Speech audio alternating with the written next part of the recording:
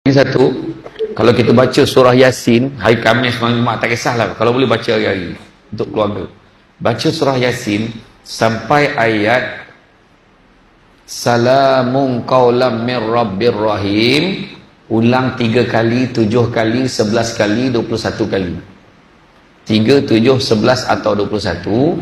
Dalam kita ulang tu minta nak apa? Dalam hati je, tak sebut.